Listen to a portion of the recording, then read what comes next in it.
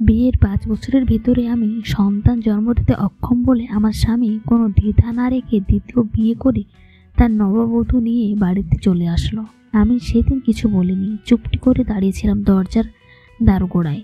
আমার স্বামী আর তার নতুন নববধূ কি সুন্দর মুখশ্রী নিয়ে দাঁড়িয়ে আছে।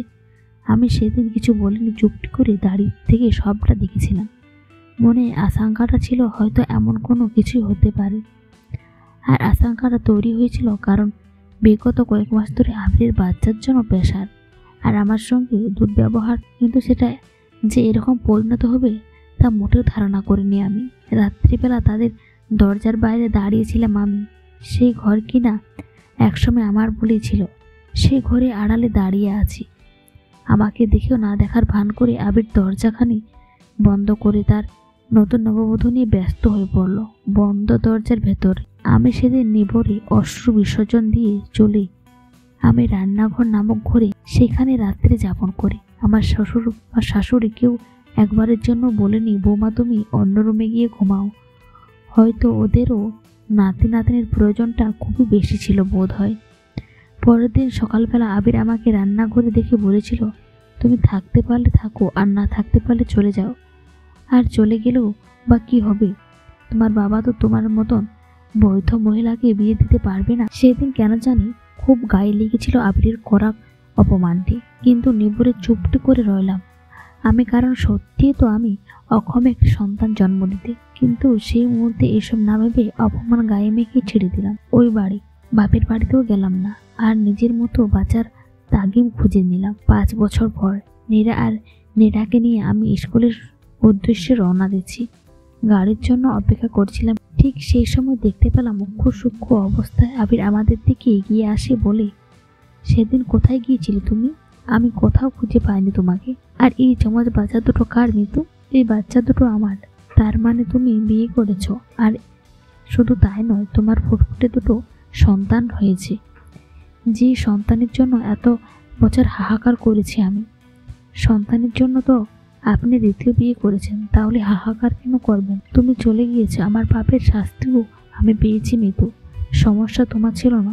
বিয়ের 2 বছরের মাথায় যখন এত চেষ্টা করে সন্তান নিতে পারিনি, তখন বাধ্য হয়ে ডাক্তারের কাছে যেতে ডাক্তার বলে দেয় আমার সমস্যার কথা। তুমি চলে যাওয়ার পর একটা অ্যাক্সিডেন্ট হয়, আমার সেই থেকে সমস্যা শুরু হয়। আর সেই কারণে সে তো মা হতে পারবে না কোনোদিন। আর তারপর থেকে দূরত্ব বাড়ে, শেষ পর্যায়ে ডিভোর্স হয়ে যায় আমাদের। কিন্তু এটা জেনে ভালো লেগেছে তুমি সুখী নিজের জীবনে। তোমার স্বামী কোথায় মিতু? আমি বিয়ে করিনি। আর তাহলে এই বাচ্চা কার? এরা কার সন্তান? সেদিন বাড়ি ছেড়ে আসার পর আমি জানতে পারি 2 মাসে প্রেগনেন্ট আমি। এবার নিশ্চয় বুঝতে পেরেছেন এদের বাবা কি। তার মানে ওরা আমার সন্তান। আবিরের কথা শুনে বাচ্চারা বলি, মা তাহলে এই লোকটাই কি আমাদের বাবা? তুমি বলেছিলে বাবা বিদেশে, তাহলে এই আমাদের বাবা বলো? আবির বাচ্চাদের উত্তর দেবে ঠিক তার আগেই মিতু রাজীবের দিকে হাত বাড়িয়ে বলতে লাগলো, ওই যে যাকে তুমি আঙ্কেল বলতে, সেই তোমাদের বাবা। যাও নিজেদের বাবার কাছে যাও। মিতুর কথা শেষ হতে বাচ্চারা চরম আবেগে রাজীবকে গলা জড়িয়ে ধরে আদর করছে। আর রাজীবও মায়া দিয়ে জড়িয়ে ধরে যেন তারই সন্তান। ছোট থেকে দেখে আসছে বাচ্চাদের, এখন যেন তাদের অন্যের মনে হয় না কিছুতেই। তুমি না বললে বিয়ে করনি, আর হিসেব মতো তো ওরা আমার বাচ্চা। যে বাচ্চার জন্য দূরে সরে দিয়েছিলে, সেই বাচ্চার একটি নয় চমৎ 2টি বাচ্চা দিয়েছে আল্লাহ আমাকে। বাচ্চা আপনারই, সেটা শুধু জন্মদানই। ওদের আসল বাবা হলো রাজীব, যে আপনার মতো দূরে ঠেলে দেয়নি, বরং মমতার পিতৃস্নেহ দিয়েছে আমার বাচ্চাদের। তাই বাবা শোনার ডাক ওনারই আছে কেবলমাত্র।